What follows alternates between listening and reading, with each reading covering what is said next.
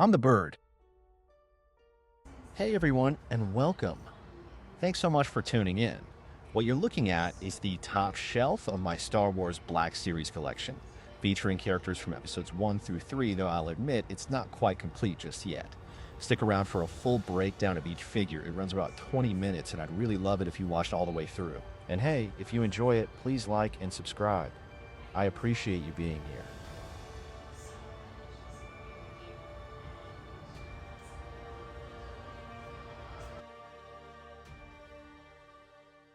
This is the Black Series figure of young Anakin Skywalker, before the Jedi Council, before the Clone Wars, before he became the galaxy's most tragic cautionary tale.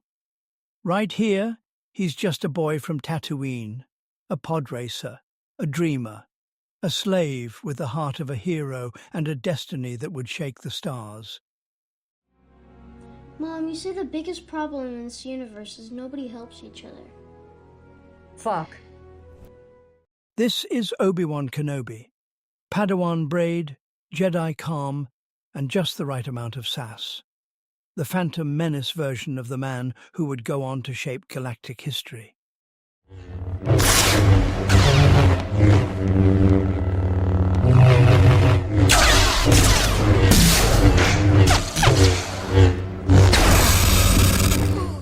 This is Darth Maul, silent, lethal, and born for vengeance. He doesn't talk much because he doesn't need to. Every movement, every glare, every hum of that double-bladed saber says everything. A weapon shaped by the dark side, Maul is the Phantom in The Phantom Menace. Qui-Gon, sir, wait, I'm tired! Anakin, drop! Go! Tell them to take off! This is Qui-Gon Jinn, Jedi Master, Force Maverick, and the kind of guy who'd look the Council in the eye and say, "Nah, I'm going to do it my way." He walks the line between tradition and intuition, believing not just in the rules, but in the living Force. More philosopher than soldier, more rogue sage than obedient servant, Qui-Gon sees things others don't. I believe you will bring balance to the Force, that you will face your demons and save the universe. This is Padme Amidala in disguise, handmaiden in appearance, but queen in truth. Behind the humble robes and quiet demeanor is the ruler of Naboo, hiding in plain sight. Every word she speaks, every move she makes, is calculated to protect her people, outwit her enemies, and carry the weight of a crown no one sees. She's clever, courageous, and never powerless, just patient. When the Jedi arrive, she doesn't flinch. When her planet is invaded, she doesn't hide. She steps forward, takes charge, and leads an uprising with diplomacy and blasters. This figure reminds us that true power doesn't always announce itself. Sometimes it blends in, watches, waits, and then changes the course of a war. Sorry. Who's are you, sir? I'm Padme. Mr. Jar Jar Binks.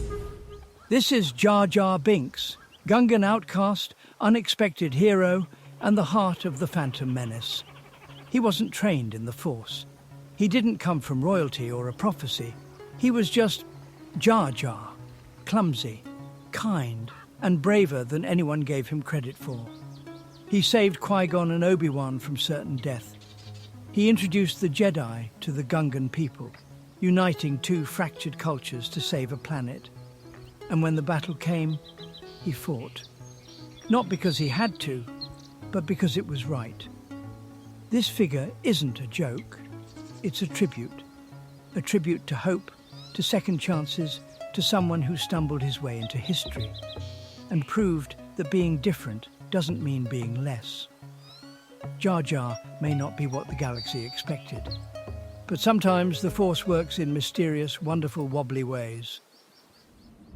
This is Sebulba, Doug, pod racing champion, and full-time menace with a mean streak wider than his pod racer's wingspan. He's fast, dirty, and proud of it. Winning isn't enough. He wants you to crash and burn while he coasts across the finish line, smirking. In The Phantom Menace, he ruled the pod racing circuit on Tatooine. Rich, ruthless, and feared by nearly every racer in the Outer Rim. That is, until a certain little slave boy with a Jedi destiny and a rebuilt pod racer wiped that smirk off his orange face.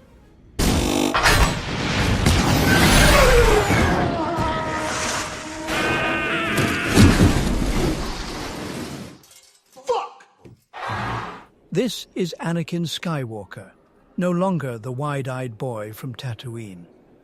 This is the chosen one in transition, still a Padawan, but already chafing at the rules, questioning his masters, and trying to balance duty with a storm of feelings he doesn't yet understand.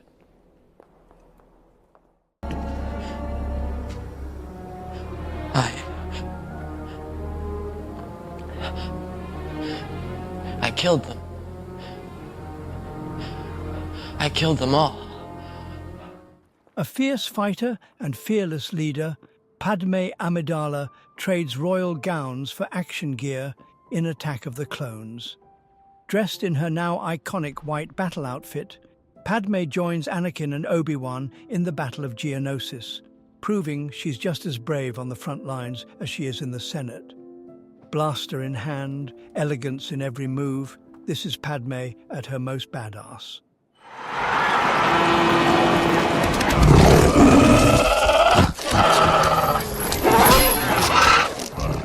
This is Yoda and Commander Gree from Revenge of the Sith. Yoda, Grand Master of the Jedi Order, a being of immense power and bottomless wisdom, who's carried the burden of the galaxy for over 800 years. In this figure, we see him not just as a warrior, but as a quiet, watchful presence, listening to the Force, guiding the Jedi, sensing the coming storm. By his side stands Commander Gree, elite clone trooper, leader of the 41st Elite Corps. Loyal, efficient, sharp as the green stripes on his armor, he follows orders without hesitation, even when those orders mean turning on the very Jedi he fought beside. Their bond is silent but strong. Mutual respect, mutual trust. And when Order 66 is given, that trust shatters in an instant.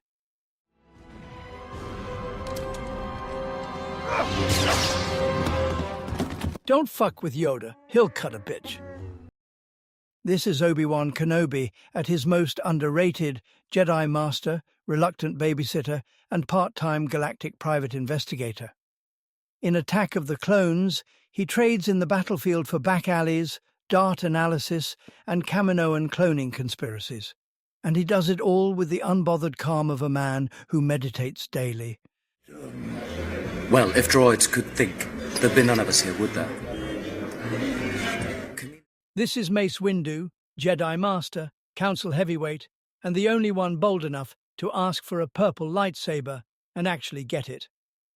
In Attack of the Clones, we don't just see Mace sitting in a high-backed chair dishing out wisdom, we see him lead. When it's time to act, Mace doesn't hesitate.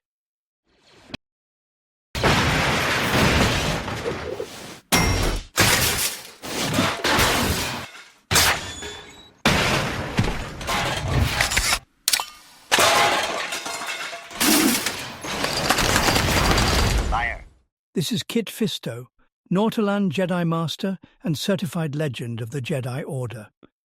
With his signature smile and those unmistakable head tails, Kit brings a calm confidence to the battlefield, like a man who's already won and is just here to have a good time doing it. Going somewhere!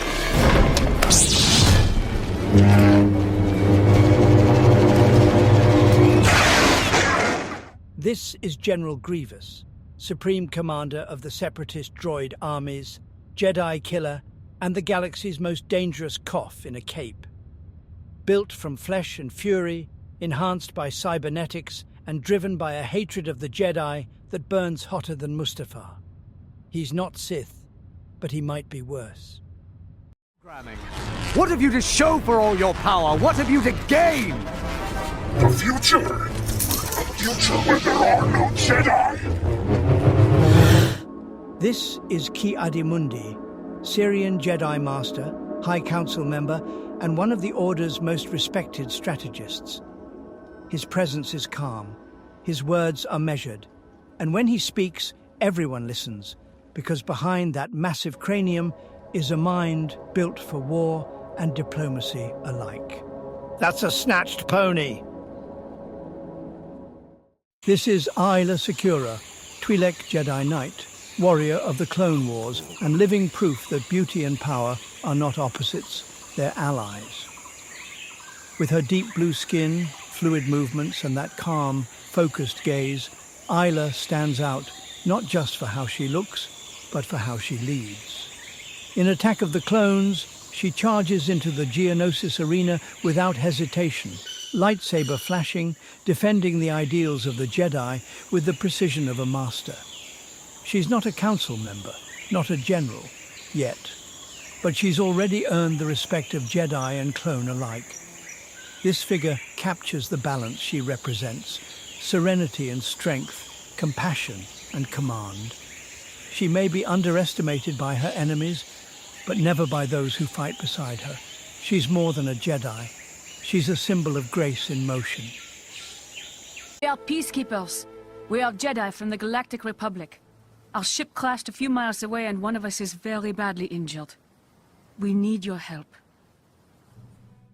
This is Shakti, Togruta Jedi Master, keeper of peace, and a silent sentinel of a galaxy on the brink. In Revenge of the Sith, she stands at the edge of the Jedi Order's unraveling, watching, sensing, knowing. There's a depth to her presence, a stillness that doesn't scream power, but radiates it. She's a warrior, yes, but she's also a guardian, a teacher, a mystic. Whether she's meditating in the Jedi Temple, training clone troopers on Kamino, or preparing for the storm of betrayal that is Order 66, Shakti is always centered, focused, balanced. This figure captures the spiritual soul of the Jedi Order, her robes flowing like ancient scripture, her montrals rising like a crown of quiet strength. She may not speak often, but when she moves, the Force listens. This is Luminara Unduli, Jedi Master, Mirialan mystic, and a symbol of discipline refined into grace. Every gesture is measured, every word chosen with care. She doesn't command through force, she inspires through presence. In Attack of the Clones and the Clone Wars, Luminara leads with poise and power. She's a brilliant strategist, a fearless warrior, and a devoted mentor, especially to her Padawan, Barriss Offee. I have her on pre-order. She believes in tradition, in order, in the structure that holds the Jedi together, even as that very structure begins to crack. Her robes flow like ancient poetry. Her lightsaber strikes with surgical precision. And beneath it all, there's a quiet sorrow, a sense that she knows the Jedi path may not survive the war, but she'll walk it anyway, with dignity. This figure stands tall and graceful. Not just a Jedi, but the ideal of what the Jedi were meant to be.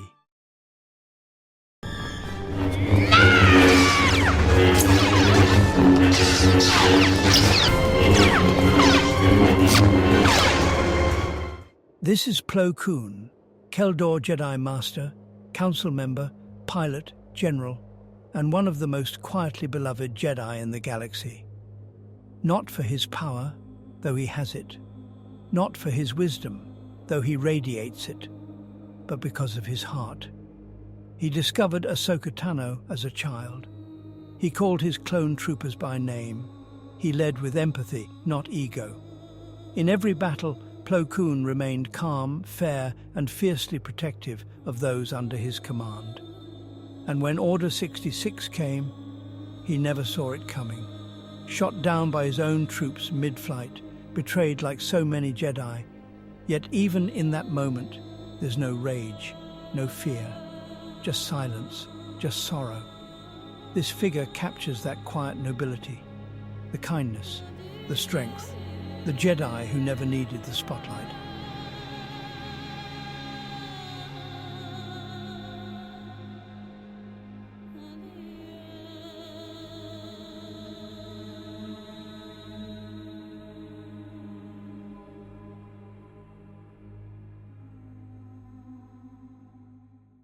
This is Count Dooku, once Jedi Master, now Sith Lord, and still the embodiment of elegance and terror intertwined. He doesn't rage, he judges. He doesn't fight with brute force, he duels with precision. Every strike is poetry, every parry a lesson in control. His lightsaber, the curved hilt, is my all-time favorite saber, and rightfully so, isn't just for style. It's for technique, for dueling, for finesse. It's the weapon of a man who doesn't need chaos to win, just confidence. Dooku saw the flaws in the Republic. He saw the Jedi losing their way. And while his path twisted into darkness, it started with truth.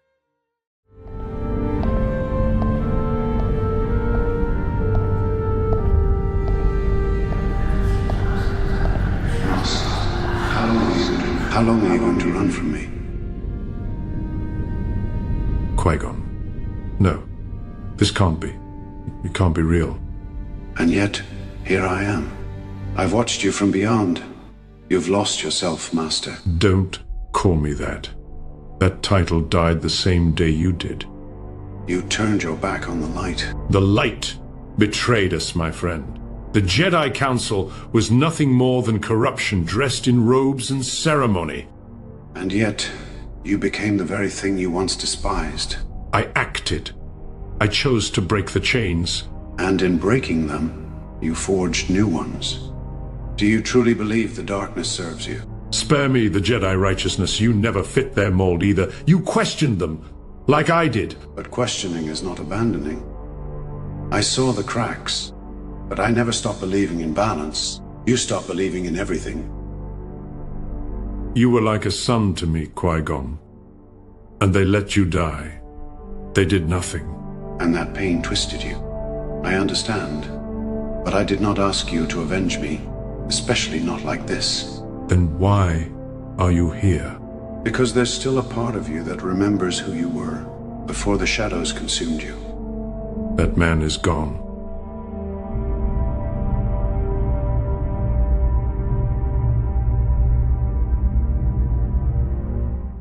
These three figures, Clone Wars Anakin Skywalker, Ahsoka Tano, and Obi-Wan Kenobi, represent something rare in the Star Wars galaxy, a found family in the middle of a war.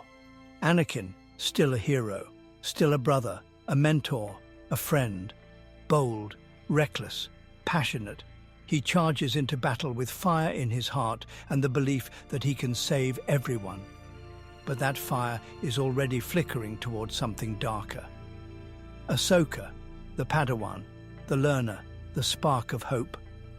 She challenges Anakin, grows under his guidance, and becomes something the Jedi Order never saw coming. Her own force, loyal, fierce, compassionate, and wise enough to walk away when the system failed her. And Obi-Wan, the calm between their storms. The seasoned warrior, the reluctant general, the only one trying to hold it all together. He sees the cracks forming, he watches his brother fall, and he fights to save what he can.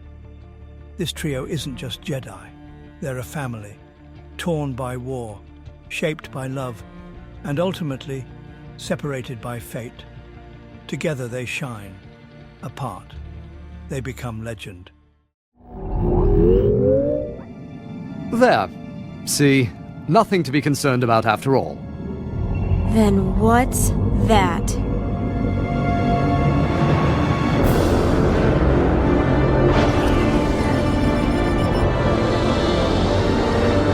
Shit.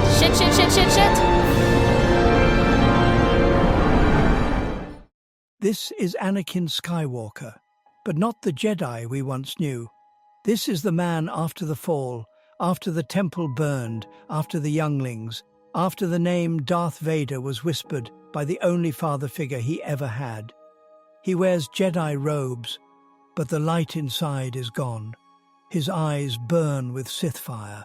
His blade is crimson now, and the weight of his choices, Padme, the Jedi, the Republic, crushes down on him as he doubles down on destruction, believing he can still bring order, if only he burns enough bridges to build it.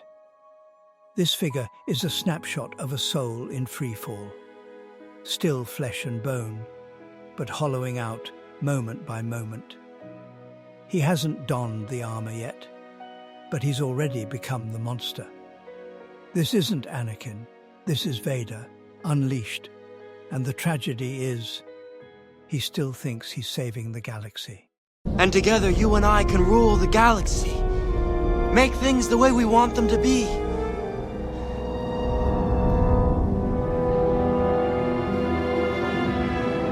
I don't believe what I'm hearing. Obi-Wan was right. You've changed. I don't want to hear any more about Obi-Wan. The Jedi turned against me. Don't you turn against me.